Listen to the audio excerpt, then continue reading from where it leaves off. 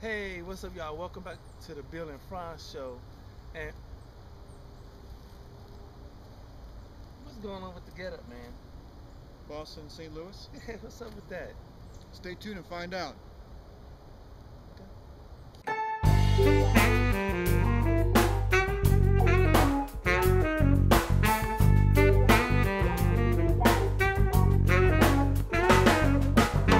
Hey, welcome to the Bill and Frantz show. How you doing, Frantz? Man, it's cool. It's been a while, hasn't it? It sure has. It sure has. Man, we've been missing y'all, but we're back. Let's talk about these hats. The Cardinals. Huh? The Red Sox. They're going to the World Series. Yeah, I know. I'm excited about that, man. But to tell you the truth, man, right now I'm still kind of gleaming off the win. You know? The win, yeah, that was Yeah. pretty exciting. They kicked the Dodgers Tookuses, who had it coming. Right, 9-0. Wow. And you'll see I got the mixed message here. Right, I see that. Can you explain to our fans again what's the deal with that? All right, well, the deal is I grew up in New England, so my first team is Boston and always will be. But my adopted home is St. Louis, and I am a good Cardinals fan. I like the Cardinals. I love the Red Sox. Wow. Hey, man. You know, just last year I found myself in that same predicament, you know? What do you mean? Well, that's when the Cardinals played the Texas Rangers. That's right. You know what I'm saying? I'm from Texas and I live in St. Louis, so I was really happy that the home team won because I live here at the same time. I felt sorrow for the Rangers. But not as much sorrow as you would if you'd watched the Dallas Right. Cowboys lose. Right. 'Cause Well, that's- yeah. I mean, hey, Rangers, I like y'all, man, but the Cowboys, you know, I'm sorry. Yeah. Here are some cool things about this World Series. Okay. The Red Sox and the Cardinals, for a change, are actually the two best teams in the game. Right. They actually have the best winning records of each of their leagues. Usually after the playoffs, it's kind of a crapshoot.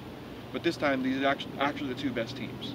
Right, I was excited, man, because I was telling a couple of my friends that the Tigers, I didn't think they were going to beat the Red Sox. You know what I'm saying? At all. I didn't really believe it. Just like I didn't believe the Dodgers were going to beat the Cardinals. You know what I mean? But I am excited that you get to see the two best teams go at it, and then secondly, it's going to be war. It's going to be battle. It's going to be gladiator stuff. Oh. It's going to be great TV. Both teams do not give up. They never give up. Both teams are going to give it their all the way to the end. I don't think there'll be any brawls because they're both they're both good teams that sort of behave themselves. Right. But they're not going to give up. It's going to be bloody. Right. Hey, anything goes in war.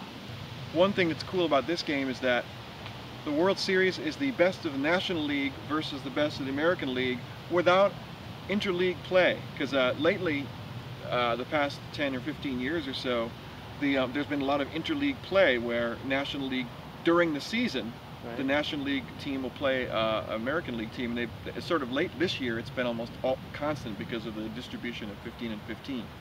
But the Cardinals and the Red Sox didn't play at all this year, so they actually will be facing each other for the first time, as it should be. Right. I like that. You go to war with your enemy. You never fought this enemy before. This is just a new enemy. You know what I mean? Yeah. Even more scary, speaking of the Cardinals, is that Red for the Red Sox, even more scary for them is their Alan Craig, who is one of the star players who was on the DL for a while. Huh? He they're bringing him, or most likely bringing him back for the World Series after being on the DL since the middle of the summer. Okay. So he's another hitter that they didn't have to worry about before. Hey, I'm gonna love this World Series. It's gonna be a great one. It's going to be a good one. Yeah. So at that note, let's take a little break. We're going to play a video. My friend Matt Schickley is a musician who I used to work with a lot. Great guy, very creative. Okay. And so he's been doing some soundscapes. He actually is just releasing a new record of these soundscapes, and this is a video from one of those soundscapes.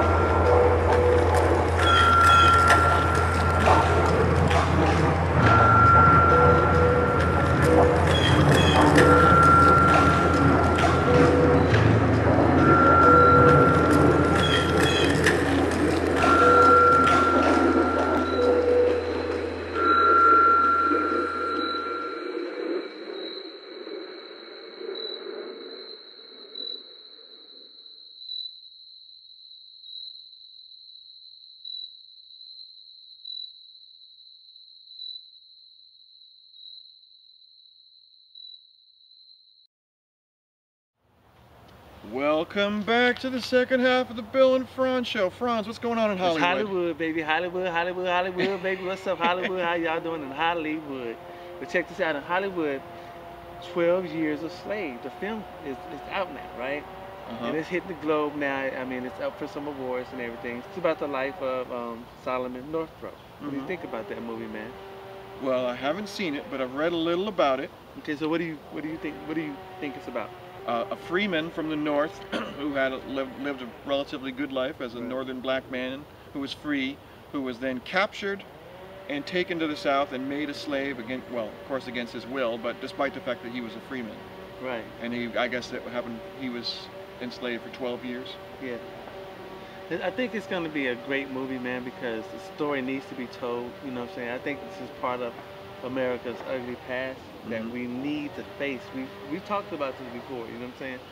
And I think the movie, in this day and time, we're so into imagery. You know, people love going to the movie. We like to see things. Now, we don't mind reading, you know what I'm saying, but we rather see. You know, and unfortunately, that's where we are with this generation. This is how it is. I mean, what do you think? Because there's a lot of people saying that it was too real. And some people saying it wasn't real enough. What do you think? Well, to me, that it brings up the question of whether or not you, you know, whether you want to see a movie for personal growth, or do you want to be entertained, or do you want to be educated? I mean, people go to see movies for different reasons. Right. So, I mean, you know, what usually happens is Hollywood sneaks in a little of all three, because if it's only one, then people don't value it as much as a mixture. As far as the excessive violence, I'm not a big fan of excessive violence, but I get the point. If you really want to experience slavery in all its glory, then that's one way of doing it. I think more that people need to see how terrible it really, really was. Because I think people think that was then, this is now, right? Yeah. But there's a residual effect to things in history, in my view. It's like you can't move forward in the future if there's still a blockage or something that's keeping people from healing. That's right. You know, it's like an open wound. You know what I mean? I do. There's an effect of generations of people not having something. So then you can't expect somebody at the end of what? How many years is a generation? 25? Some people say 25 years of generation? Sure. 6 generations. Then add upon that the things that were embedded in the law that kept a collection of people down. You know what I'm saying? There was integrated racism in the system, institutionalized racism in the system that was basically just part of life, that we were able to do this, but we couldn't do this.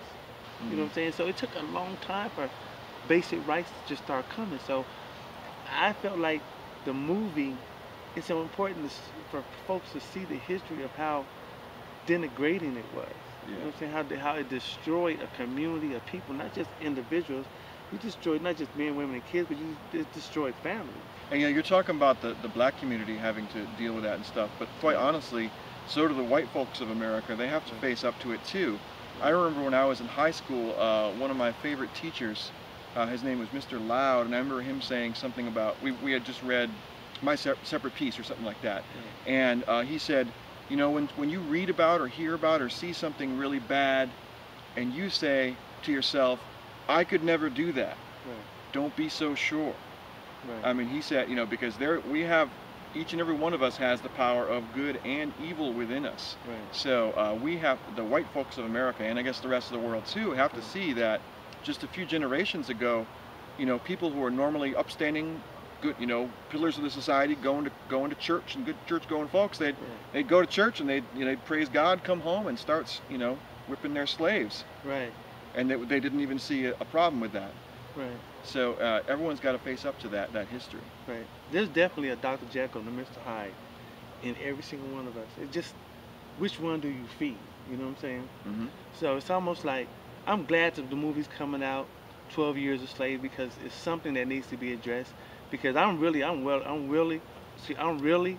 ready for the healing process, because I know there's a gap between the black and white community, and there's gaps between other communities too.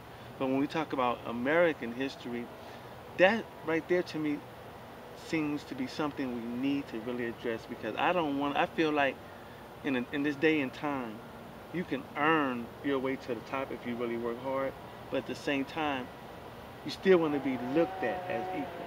You know what I'm saying? Absolutely. So, with that, when that movie comes out, we're gonna go check it out. Then we'll get back to you and let you know what we thought. And we're gonna jump onto something a little bit more up to date, maybe even Something futuristic. You know what I'm right. saying? Somewhere between now and the near future. Yes. So another movie was Gravity, Right. starring Mr. Hunky Clooney and Mrs. Sexy, ooh, sexy, Slim Sandra, girl, you still looking good than a mother sucker, girl. Love them legs, though. and it's really about Sandra Bullock. He's George Clooney's actually kind of a co-star. It's really all about her. Yeah. And it's a science. It's supposed to be in orbit, current day, but it's more science fiction because I believe Neil deGrasse Tyson had a long list of things that were not true about that movie physically. I can think of at least one, which is they're on a they're on a satellite and it gets screwed up, so they're like, oh, let's go to that other satellite, and they just use their jetpacks and fly to the next one.